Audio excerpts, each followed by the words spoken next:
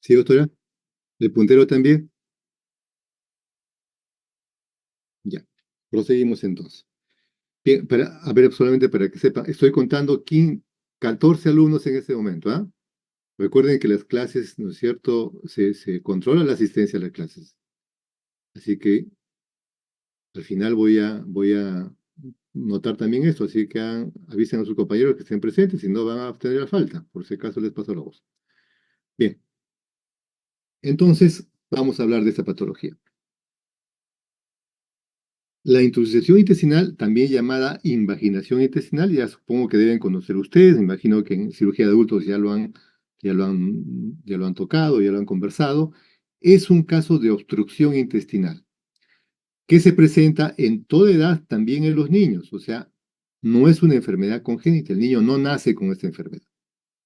Es una enfermedad adquirida que generalmente afecta a los niños lactantes mayores, o sea, desde los 6 meses hasta los 2 años más o menos. Puede darse de casos también antes de los 6 meses. Yo operé a un chico de 3 meses, yo operé a un chico de 5 años con esta patología, pero la mayor grupo etario afectado es de 6 meses más o menos hasta los 2 años de edad. ¿Qué implica esta enfermedad? Implica la invaginación, la introducción de un segmento del intestino dentro de otro segmento adyacente. Por ejemplo, ¿están viendo el puntero, no, doctora? ¿Sí? Muy bien. Esto es el ilion distal que, ¿no es cierto?, llega hasta la válvula ileocecal en el ciego. Acá tenemos el ciego, el apéndice cecal. ¿Qué cosa es una invaginación? Cuando en este caso el ilion se introduce dentro del ciego. ¿Cómo se llama esta invaginación? Invaginación iliocecal. ¿De acuerdo? ¿Qué produce esa invaginación? Una obstrucción intestinal, porque el contenido del ilio no va a poder seguir progresando hacia el resto del colon. Se va a quedar aquí. Y a medida que pase el tiempo y que pase el tiempo, se va a formar un fenómeno herniario, al igual que la hernia inguinal que conversamos. El drenaje venoso linfático va a disminuir, la irrigación arterial va a disminuir en este segmento invaginado. Entonces, el segmento que introduce ese segmento invaginado, el que recibe ese segmento invaginante, como en la primera diapositiva aparece así.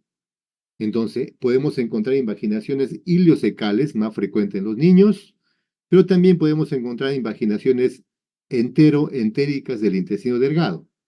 Por ejemplo, en este dibujito se ve como un pólipo, es la cabeza de la invaginación de este intestino delgado. ¿Cómo se llama esta invaginación? Invaginación entérica. Se introdujo el intestino delgado dentro del propio intestino delgado adyacente. O sea, acá miren la fotografía, como el ilion está dilatado, un poco edematoso, está introducido dentro del ciego. Y el ciego ya está, miren, de un color catovioláceo ya. ¿Por qué? Porque hay un sufrimiento intestinal debido a este fenómeno, ¿no es cierto?, obstructivo que se está dando por la invaginación iliocecal. ¿Ok? Entonces, ¿cuál es la causa de esta patología? Bueno, en el 90% no se conoce muy bien la causa. Se han asociado una serie de factores, ¿no es cierto?, que inciden en esta patología, pero la mayoría no se conoce la causa. Sin embargo, en un 10% más o menos en los niños grandes, en los adultos, sí se llega a conocer la causa. Por ejemplo, en este caso, ¿cuál es la causa de esta invaginación enteroentérica? Este pólipo endoluminal, más frecuente en adultos que en niños. En un niño, ¿cuál podría ser un divertículo de Meckel, del intestino delgado, del ilio, que se introduce entre sí mismo como causa, ¿no es cierto?, el divertículo de Meckel. ¿Ok? Eso suele pasar, como vamos a ver adelante. Entonces, sin embargo, en ese 90% suelen estar asociadas una serie de patologías. Se ha visto, por ejemplo, que las infecciones virales, tanto respiratorias como digestivas, suelen estar asociadas, ¿no es cierto?, a la invaginación intestinal. Entonces es común encontrar que llega un niñito con un cuadro de invaginación intestinal y el papá dice, hace una semana, doctor, doctora, o hace una semana, o 10 días, o un poco más, o menos, mi niñito ha estado resfriado, mi niñito ha estado con una diarrea infecciosa. Entonces suele estar asociado a las virosis, ¿no es cierto?, a la invaginación. De tal manera que los niños que son vacunados contra infecciones virales suelen tener menos incidencia de invaginación. Estadísticamente está demostrado que los niños no vacunados, por ejemplo en Estados Unidos que con esta vacuna, ¿no es cierto?, los chicos que fueron vacunados, menos incidencia de invaginación. Los que no fueron vacunados, más incidencia de invaginación. ¿Qué demostramos con eso? Que las virosis están asociadas a la invaginación intestinal. ¿Ok? Entonces, miren, hay una serie de factores que predisponen la enfermedad. Desde problemas anatómicos, ¿no es cierto? O tumores, que son la cabeza de la invaginación. Aquí en este caso será pues el 10% de los casos conocidos, donde se conoce la causa. Pero en la mayoría, ¿no es cierto? Están asociados virosis, pero no es la causa absoluta, no es la causa la causa que, o sea, no se establece un fenómeno causal, ¿no? Esta fue la causa. Sin embargo, están asociados generalmente a esto, como hemos dicho ya. Y otras enfermedades sistémicas también, como fibrosis quística, en fin, displasia intestinal, suelen estar asociados. Entonces tengan en cuenta esto. O sea, una incidencia multifactorial, digamos, en la causa de esta enfermedad. Muy bien, entonces la invaginación intestinal es la causa más frecuente de obstrucción intestinal en los lactantes, ¿no es cierto?, grandecitos. O sea, en los niños de 6 meses a 1, 2, 3 años de edad suele ser la causa más frecuente de obstrucción, la invaginación intestinal. Y la segunda de abdomen agudo. ¿Cuál es la primera? Apendicitis aguda, como ustedes ya saben. Entonces, la segunda causa, ¿no es cierto?, de inflamatoria de abdomen agudo suele ser esta invaginación intestinal asociada a una obstrucción intestinal. ¿Ok? ¿Con qué frecuencia se da? 1.5 a 4 por 1000 nacidos vivos. Eso va a depender, claro, de la serie del hospital donde se trate esta enfermedad. Pero tomen en cuenta estos datos estadísticos para su evaluación. ¿Ok? Entre 6 a 18 meses, generalmente, el 90% de los casos. Pero, sin embargo, ya les he dicho que a veces hay casos que escapan a este grupo etario. ¿Ok? Pero la mayor, ¿no es cierto? 90% menores de 2 años y entre los 6 meses también. Antecedente infeccioso, sí suele haber, como ya les expliqué, enfermedad diabética aguda, infección respiratoria aguda suele ser asociada. ¿Ok? Tómenlo en cuenta. Muy bien, entonces, ¿cómo es que sucede esto? Para que un intestino se introduzca dentro de sí mismo, seguramente tiene que haber un peristaltismo incrementado, ¿no? O sea, el intestino está moviéndose un poco más, de repente por una infección intestinal, y eso hace que de algún modo se meta el intestino dentro del propio intestino, al lado. ¿Ok? Tiene que haber esta alteración intestinal seguramente.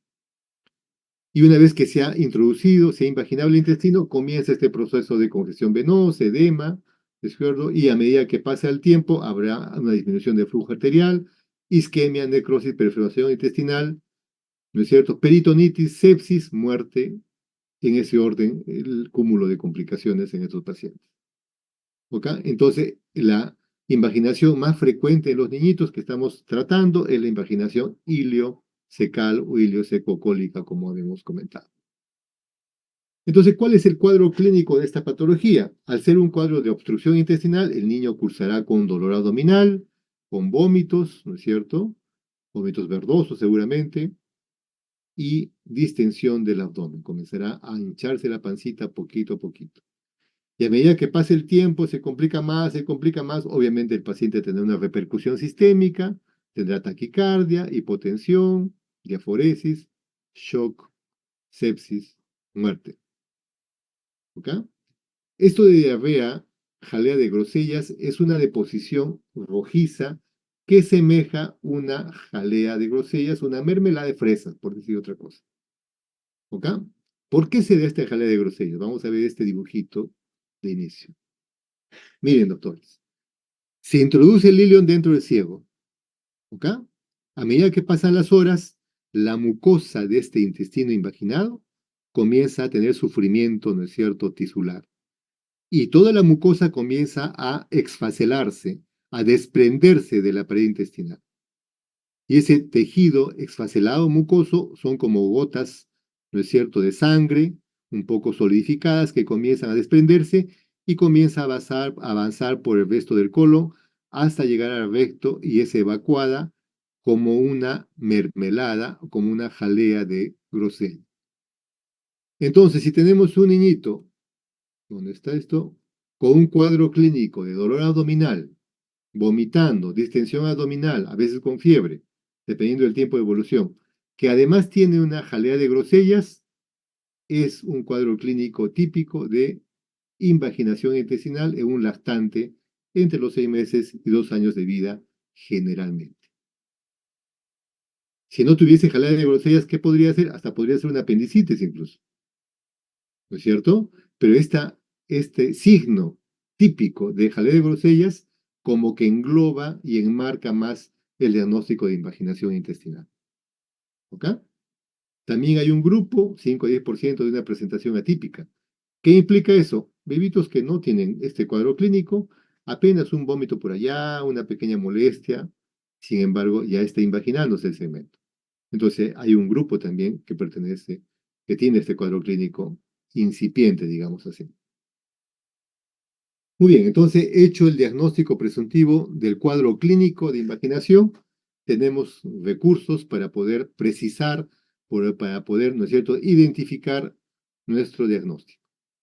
Entonces, los rayos X nos sirven también para ello. Generalmente nos da signos indirectos, recuerden que es un cuadro de obstrucción intestinal, entonces vamos a ver distensión de asas intestinales, niveles hidroaéreos, escaso aéreo, pasaje aéreo distal a las asas intestinales, hasta el colon no pasa el área del colon, se queda más o menos a la mitad del abdomen. Cuando vemos estas imágenes, ¿no es cierto?, de asas intestinales distendidas con niveles hidroaéreos múltiples, sin pasaje aéreo distal, podemos presumir en un lactante pequeño, ¿no es cierto?, de 6 meses, 1 año, 2 años, que probablemente se deba a una invaginación intestinal. Vean, asas intestinales distendidas con niveles hidroaéreos y no pasaje aéreo a la pelvis, no pasaje aéreo hacia el colon. Invaginación intestinal. Acá, por ejemplo, esta imagen donde tenemos una imagen radiolúcida a la izquierda y una imagen radiolúcida a la derecha y otro segmento radio opaco, bien podría ser una invaginación ilioseco-cólica transversa, donde todo este segmento podría ser el intestino, el ilio, que ha introducido hasta el transverso. Hasta acá sería la cabeza de la invaginación. Entonces es raro encontrar esta imagen, pero a veces podemos encontrar. Si a la radiografía le aumentamos contraste a través del colon, introducimos un contraste a través de una sonda por el colon, miren cómo se pinta completamente el recto, colon sigmoides, colon descendente, ángulo esplénico, colon transverso y hasta aquí llega. ¿Cómo explicamos esta, no es cierto, detenimiento del contraste? Probablemente hay una invaginación que está llegando hasta el colon transverso. No hay más pasaje hacia el resto del colon. Entonces, un diagnóstico radiológico con contraste que coadyuva al diagnóstico clínico de nuestra sospecha de invaginación intestinal. La ecografía, al igual que en otras patologías que hemos tratado acá, nos da sensibilidad y especificidad hasta el 100% en algunos casos. O sea, nos acerca al diagnóstico y nos aleja el diagnóstico hasta el 100% en algunos casos. ¿Ok? Entonces podemos ver imágenes como esta. Miren, una imagen que parece una dona, que parece un picarón bien concéntrico, que nos demuestra que acá hay una imagen de imaginación, intestino por dentro, intestino por fuera. Es en la imagen transversa, en la longitudinal igual, miren, intestino por fuera y otro por dentro, denotando estratos, ¿no es cierto?, que nos demuestran que hay una imaginación. Y también nos ayuda con el Doppler, ¿no es cierto?, la ausencia de flujo vascular en ese segmento. ¿Qué demostraría eso? Que hay una isquemia, probablemente hay necrosis en ese segmento imaginado. ¿Ok? La tomografía, recuerden que la tomografía es un medio diagnóstico excelente, pero no podemos hacer abuso de la tomografía.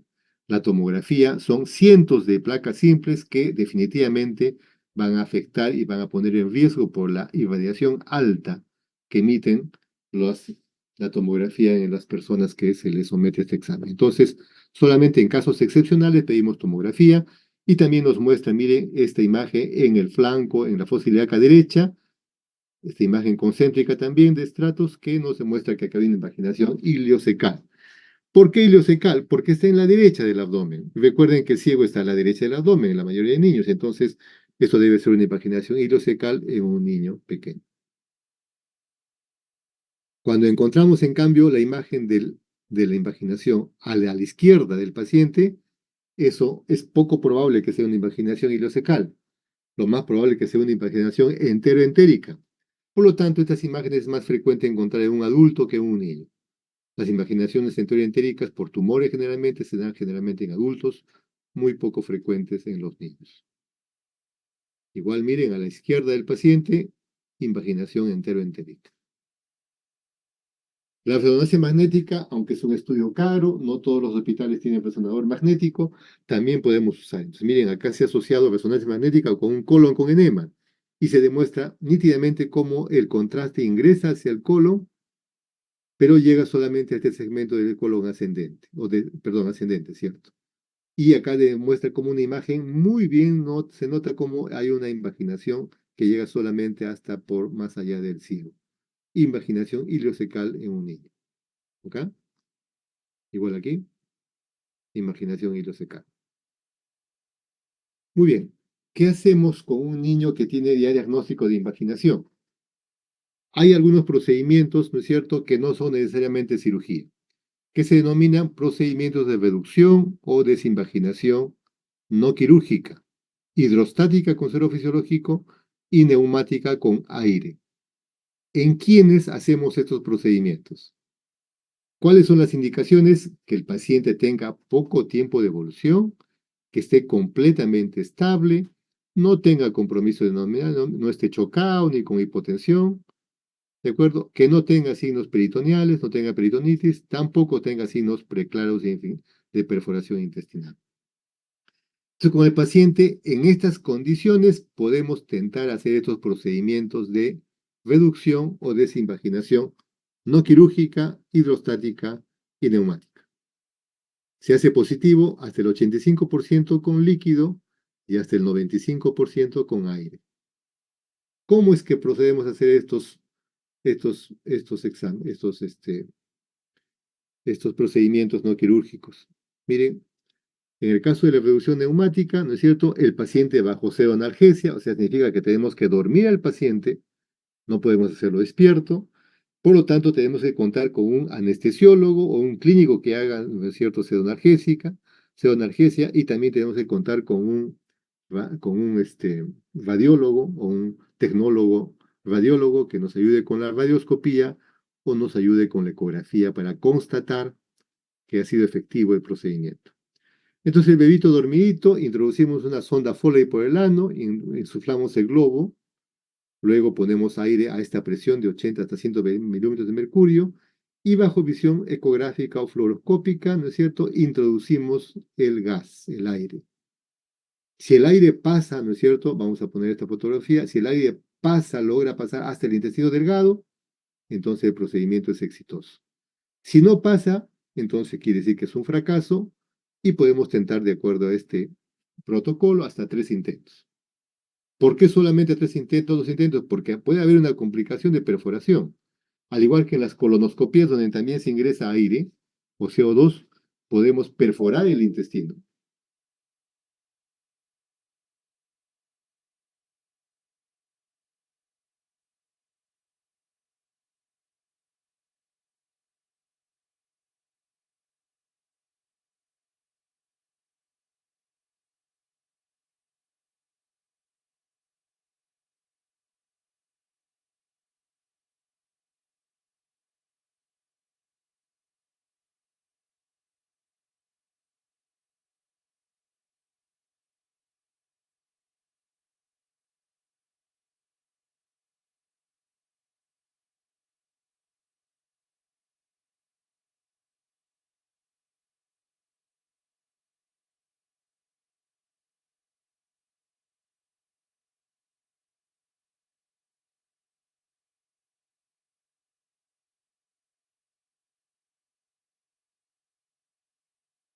Estábamos diciendo de que una forma de tratar de forma no quirúrgica estos pacientes con un cuadro clínico no complicado, sin peritonitis, poco tiempo de evolución, sin obstrucción intestinal, estable, sin compromiso hemodinámico, es a través de esos procedimientos no quirúrgicos de reducción neumática o hidrostática. ¿Hasta ahí todo claro? Sí, doctores, o sea, se suspendió antes de hablar de eso. Jack, Sí, sí, doctor, está todo bien. hasta ahí todo claro. Entonces, ¿cómo hacemos el procedimiento? De esta forma, una sonda a través del recto de un niño que está dormidito con pseudoanalgesia. Introducimos aire hasta una presión de 100 milímetros de mercurio y si es exitoso, ese aire va a pasar a través de la invaginación al intestino delgado. O sea, va a empujar A ver, veamos esta. Va a empujar esta invaginación hacia el intestino delgado. Como no está necrosado, no está perforado, no está complicado, entonces probablemente va a ser fácil introducir con el aire o con el líquido con hidrostática hacia el intestino delgado normal. Si estuviese en cambio necrosado, obviamente eso no va a reducir, ¿no es cierto? Eso es fácil de entender. Entonces, a través de estos procedimientos, en el caso de aire, 3 intentos, si no funciona, entonces obviamente ahí tenemos que convertir la situación y operar al paciente. ¿Ok? Hay complicaciones y hasta el 3% puede perforarse el colon, si hay complicaciones. Y puede recidivar, puede recurrir, sí, hasta el 11%, tanto en neumática como en hidrostática. En el caso de hidrostática, más o menos la misma cosa, ¿no es cierto? En vez de poner aire, ponemos suero fisiológico hasta 1 litro más o menos de volumen. Y de igual manera, el paciente bajo analgesia, con la sondita, en fin, si es exitoso, pase el líquido hacia el intestino, demostrado con ecografía o demostrado con radioscopía, como se quiera hacer en ese procedimiento. Si no funciona, entonces obviamente el paciente pasa a cirugía. ¿Ok? ¿Hay recurrencia de la invaginación cuando se hacen estos procedimientos no quirúrgicos? Sí, mira, hasta el 10% de recurrencia. ¿De acuerdo? Generalmente luego de meses o también pasada, ¿no es cierto? En 1/3 de los casos, hasta pasar las 24 horas, también puede recurrir. Yo más diría que no ha sido exitoso, probablemente en otros, obviamente continúa la invaginación. Cuando hacemos la reducción con la paroscopía, dice que también hasta el 10% de recurrencia. Entonces, en conclusión, ¿podemos hacer estas desinvaginaciones no quirúrgicas? Sí, pero tenemos que contar con un radiólogo, anestesiólogo que nos apoye en la analgesia y en el control radiológico o ecográfico de éxito. Si no contamos con eso, mejor no se metan a hacer esos procedimientos. De hecho, como siempre les digo a mis alumnos, en Revaliati no hacemos estos procedimientos. En Revaliati, paciente con diagnóstico de invaginación entra a la paroscopía. Si no podemos resolverlo con la paroscopía, convertimos a la parotomía y terminamos el procedimiento. ¿Ok? Sin embargo, teóricamente, si es posible de acuerdo a lo que hemos comentado. ¿Ok? Muy bien. Entonces, tenemos el diagnóstico de invaginación intestinal, tenemos que operar al paciente. Obviamente, paciente que no fue sometido a esos procedimientos no quirúrgicos, lo operamos. ¿Cómo lo operamos? Al igual que toda patología, les digo, hay que primero estabilizar al paciente, ponerle su suero, ponerle su glucosa, si sale deshidratado, ponerle electrolitos, ponerle antibióticos. Como vamos a tratar el intestino y nada más y nada menos que el colon, en este caso sí ponemos antibióticos, porque es probable que ese intestino esté perforado, necrosado, entonces sí ha habido contaminación y tenemos que darle antibióticos mixtos siempre. Recuerden que la flora bacteriana del colon es múltiple, tenemos que cubrir la flora microbiana para gram negativos y para anaerobios siempre. Entonces antibióticos siempre a estos pacientes. Muy bien, ¿en qué consistirá la cirugía? Miren estas fotografías, esto es un segmento invaginado. Tenemos que observar el segmento, ya sea por la aparatomía o por la paroscopía, observamos el segmento comprometido. Aquí, por ejemplo, vemos que el segmento está brilloso, aparentemente no está necrosado, no tiene cambios de coloración, no hay sufrimiento intestinal aparentemente. Entonces podemos hacer la reducción manual. Con una mano sujetamos el ciego y con la otra, ¿no es cierto?, jalamos suavemente, consistentemente, hasta lograr desinvaginar. Si el segmento invaginado está con buenas características, ¿no es cierto?, del tejido, ahí acaba la cirugía. Si en cambio encontramos alguna zona de necrosis, tenemos que resecar ese intestino y proceder a una anastomosis si el territorio está bueno, si el paciente no está complicado, o si el paciente está complicado y hay secreción purulenta, residuos fecales en cavidad, hacemos una ileostomía. Entonces, generalmente, si hay necrosis, debe haber compromiso de la cavidad, debe haber peritonitis, entonces tenemos que proceder a hacer una ileostomía. Y no poner puntos, no hacer anastomosis, ¿no es cierto? Porque cabe la posibilidad de que si ponemos puntos o hacemos anastomosis, fracase nuestra cirugía en un paciente comprometido, en un paciente que tuvo peritonitis, entonces no hay que hacer anastomosis. ¿Ok? Entonces miren acá, el segmento comprometido, ¿no es cierto? Sale completamente. Otro caso, un paciente que operamos en Revaliati hace algún tiempito, miren acá una invaginación ilio entérico, ¿no es cierto? Presecal. Por acá está el ciego, el hilo se introdujo dentro del hilo y llegó hasta el ciego. Pero acá se nota como hay una placa necrótica en el intestino invaginante, o sea, en el que recibe el invaginado. Entonces procedimos a desinvaginar. Todo el intestino delgado invaginado estaba también necrosado. Miren acá cómo está la pieza, toda la mucosa intestinal invaginada completamente ennegrecida, necrosada, como ven acá. Entonces, todo el cemento se extirpó y se procedió a hacer una ileostomía. Luego de 2 semanas cerramos la ileostomía y el paciente afortunadamente está en su casa gozando de buena salud actualmente. Otro caso, mira, una invaginación, pero en este caso la cabeza de la invaginación fue un divertículo de Meckel. Miren cómo el segmento, ¿no es cierto?, intestino invaginado, aparentemente hasta acá luce bien, pero el invaginante, el que recibe el intestino, miren cómo está completamente necrosado. Procedemos a la desinvaginación y miren cuál fue la cabeza de la invaginación, la causa de la invaginación, un divertículo de Meckel. Entonces es una invaginación entero-entérica, donde la causa de la invaginación fue un divertículo de Meckel, como vemos acá. Todo el resto de cemento invaginado, necrosado, entonces se procede a la resección e ileostomía, como habíamos comentado. Entonces, con la paroscopía el procedimiento es básicamente el mismo, ¿no es cierto? Evaluamos el segmento, procedemos a la desinvaginación y el procedimiento es el mismo que hemos comentado hace un momento. ¿Ok? En la paroscopía, como mencionamos acá, se puede hacer apoyo, ¿no es cierto?, con una desinvaginación neumática. O sea, viendo a visión directa con la paroscopio, vemos la invaginación ileocecal y podemos poner un enema de, ¿no es cierto?, aire o de líquido a través del recto, paciente está anestesiado, y eso nos ayuda a desinvaginar. O sea, podemos hacer uso también de ese tipo de procedimientos. Una vez desinvaginado, miren, esta es la paroscopía, se desinvagina y cómo queda el segmento desinvaginado ya, ¿no es cierto?, en buenas condiciones. Vemos adenopatías en el mesenterio, de pronto estas adenopatías fueron la causa de la invaginación. Muy bien, doctores, hemos terminado. Por favor, hagan preguntas para poder absorberlas ahora mismo. Adelante.